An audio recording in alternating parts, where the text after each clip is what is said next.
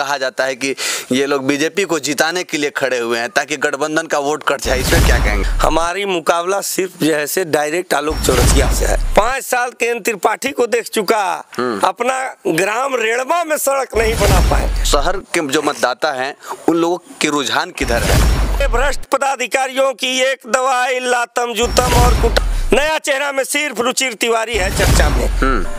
झारखंड में विधानसभा चुनाव के बिगुल बजते ही सभी उम्मीदवार अपना अपना नामांकन जो है कि दर्ज करा चुके हैं। और अगर वहीं हम बात करें डाल्टनगंज क्षेत्र विधानसभा की, तो यहाँ से सीपीआई भारतीय कम्युनिस्ट पार्टी से रुचिर कुमार तिवारी जी ने भी नामांकन दर्ज किए हैं और चुनाव लड़ रहे हैं। और यहाँ से अगर हम बात करें तो बीजेपी से फिर से आलोक कुमार चौरसिया जी को ही टिकट दिया गया है। वहीं अगर हम इंडिया गठबंधन की बात करें तो कांग्रेस से KN त्रिपाठी जी को टिकट दिया गया है और सीपीआई से रुचिर कुमार तिवारी जी हैं। आइए इनके पास आए हैं, इनके बारे में जानते हैं और आखिर ये चुनाव किस बेसिस पे लड़ रहे हैं, तमाम मुद्दों पे बात करेंगे। सर, सबसे पहले सच्चाई न्यूज़ में आपका स्वागत है। जी धन्यवाद आपका भी।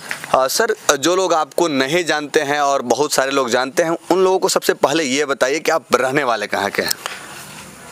मेरा नाम रुचिर तिवारी है, मैं ग्राम रेड़मा का रहने वाला हूँ मूल रूप से, और डाल्टनगंज कोर्ट में वकालत भी करता हूँ। सर, राजनीति में आने का मुख्य उद्देश्य क्या है? राजनीति में आने का मुख्य उद्देश्य बदलाव है, जनता के लिए काम करना, पैसा कमाना नहीं है मेरा उद्देश्य। क्योंकि आज जितना भी राजनीति में आ रहे हैं, पूंजी लगाओ, 10 करोड़ लगाओ और अगला बार 50 करोड़ कमाओ 5 साल में, वह मेरा उद्देश्य नहीं है। सबको शिक्षा, एक समान रोजी रोटी और मकान, यह उद्देश्य है मेरा। हमारा पेट भर रहा है, हमारे पिताजी रिटायर शिक्षक हैं। कहाँ से आपको लगा कि समझिए कि अभी भी आप एक युवा ही हैं कि हमको राजनीति में कदम रखना चाहिए, क्या देख करके आपको राजनीति में कदम रखना पड़ा? देखिए, देश की जो भी है, एक रुई से लेके एक सुई तक, एक प्लेन से लेके रेल तक का दाम तय करता है तो वह है राजनीति। तब हमको लगा, एक बैग देखे कि साला तेल जैसे बढ़ 200 रुपये लीटर, यह राजनीति तय करता है कि वकालत में कमाई ठीक ठाक नहीं हो पा रही थी, इस वजह से आपको आना पड़ा। वकालत की कमाई की अभी हमको आवश्यकता नहीं है। कहें कि हमारे पिताजी शिक्षक से रिटायर हैं, इतना पेंशन उनको मिल रहा है कि हम 2 वक्त का हमको खाना आराम से मिल जा रहा है, 1 कमरा का मकान में हम सो ले रहे हैं। वकालत से हमको मतलब नहीं है, वकालत में भी मैं काम कर रहा हूँ जन सेवा के लिए। अच्छा, डाल्टनगंज 76 विधानसभा की अगर हम बात करें सर, तो कांग्रेस से KN त्रिपाठी जी को टिकट मिला है जो मंत्री भी रह चुके हैं। और वहीं अगर हम बात करें आलोक कुमार चौरसिया की, तो बीजेपी से वो नेता है, पिछले बार चुनाव जीते थे और फिर से उन्हीं को टिकट दिया गया है। तो दिग्गज नेता हैं सर, आप उन लोगों से कैसे फाइट करेंगे, कैसे मुकाबला करेंगे इस बार? हाँ, दिग्गज है, पैसा है उनके पास, लेकिन जनता जनार्दन से बड़ा दिक्कत कोई नहीं। दिलीप सिंह नामधारी जी भी हैं। खैर, उतर जैसे क्या कहें, बाबूजी के नाम पर ढोवा रहे हैं। दिग्गज कोई नहीं है, दिग्गज जनता है। जनता जनार्दन से बड़ा दिग्गज कोई नहीं है और जनता इन सबों को नकार रही है। सबको देख चुका है जनता, 25 साल नामधारी के देख चुका, 5 साल KN त्रिपाठी को देख चुका।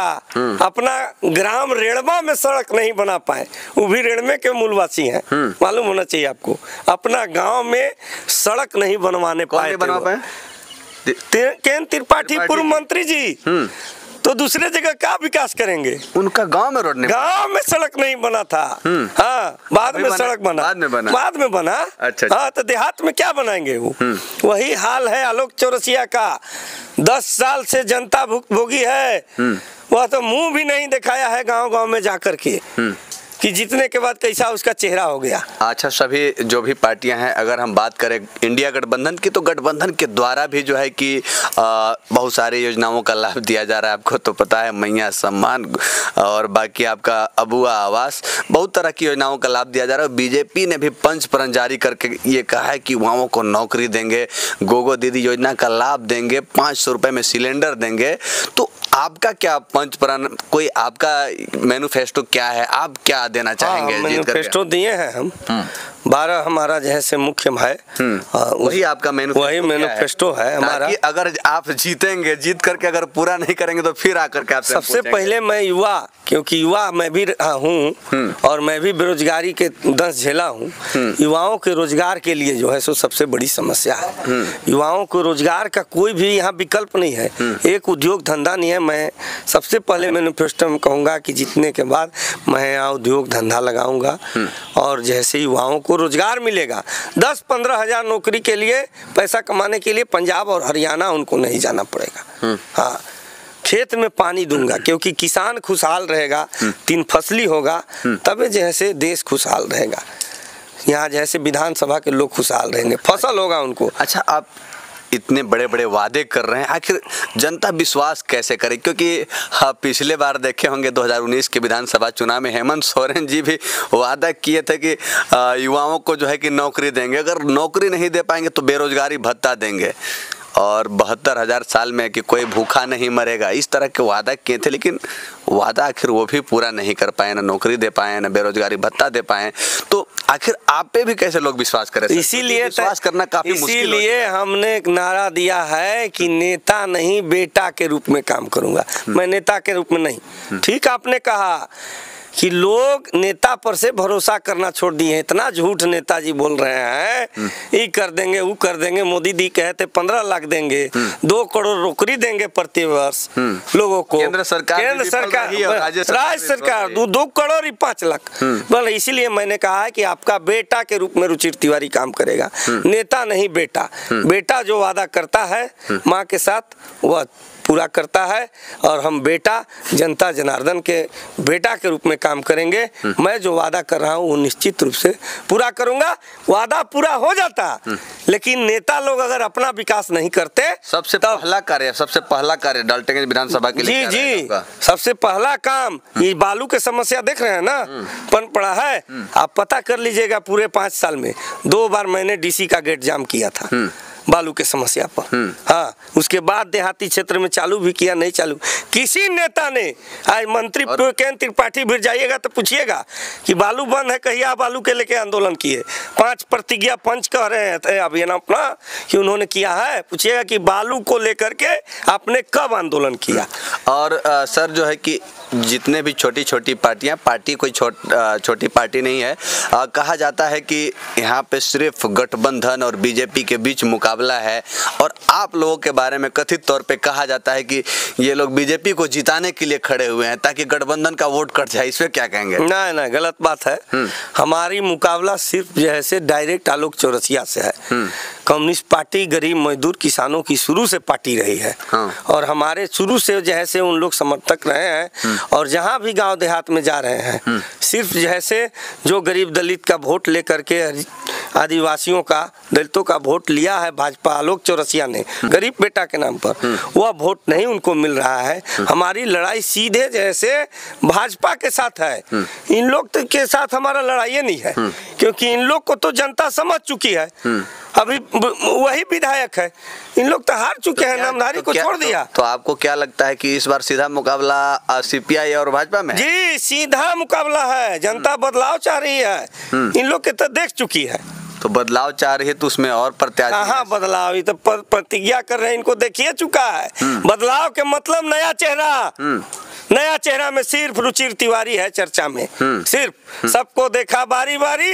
अब की बार रुचिर तिवारी यह नारा जनता ने दिया है। चलिए, जनता ने ये नारा दिया है, लेकिन हम एक सवाल करना चाहेंगे कि अभी गांव में या कहीं भी आप चले जाइए, कोई समाज सेवी बनते हैं कि हम बहुत बड़ा समाज सेवी हैं, समाज का सेवा कर रहे हैं, लेकिन जो समाज सेवी होते हैं वो तो समाज का सेवा करते करते बड़े लेवल पे चले जाते हैं, बड़ी बड़ी बिल्डिंगें बना लेते हैं, लेकिन आखिर जो जनता, गरीब जनता है, वो आखिर गरीब ही रह जाती है और समाज सेवी बड़ा बन जाते हैं। इसके पीछे उसी का विकास हमको करना है।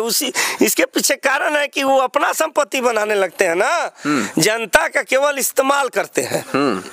जनता के इस्तेमाल करके सरकारी योजनाओं में लूट तंत्र मचा करके, भ्रष्टाचार करके, अफसरों से साठगांठ करके। चलिए, आप भ्रष्टाचार को खत्म करेंगे। सबसे पहले भ्रष्ट पदाधिकारियों की एक दवाई लातम जूतम और कुटाई हमने नारा दिया है। सबसे पहले भ्रष्ट पदाधिकारियों पर नकेल कसूंगा मैं। भ्रष्टाचार को खत्म करने के लिए आप क्या करेंगे ये बताइए। ये बंद करेंगे, तालाबंदी करेंगे। आज जाइएगा गरीब जनता के चप्पल टूट जाएगा। अगर मरहूम भूइया हो गया है उसका नाम और कुमारी में गलती हो गया है खाली हर्षी दूरी, तो उसको सुधारने में, ऑनलाइन करने में उसको चप्पल टूट जाएगा। सबसे पहले उसको मैं खत्म करूंगा। तुरंत करो, जनता के काम तुरंत करो, देर नहीं।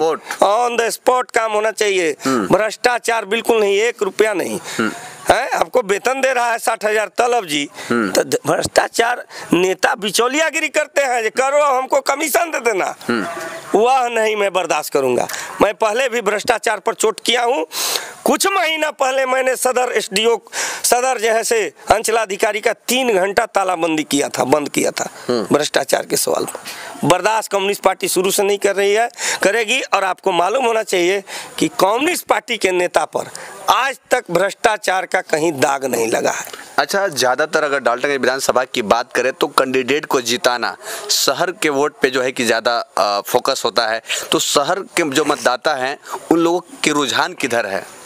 देखिए, शहर के मतदाता ज़्यादा थे पहले जैसे फूल के सपोर्ट में, लेकिन यह 10 साल के चंगुल से वह मुक्त होना चाहते हैं। हाँ, चौरसिया जैसा निकम्मा विधायक जो 10 साल में जो किया, जनता को शहर के लिए कौन लड़ा? पानी नहीं मिला जी। भाजपा के मेयर, भाजपा के विधायक, भाजपा के सांसद, शहर पानी से त्राहिमाम रहा।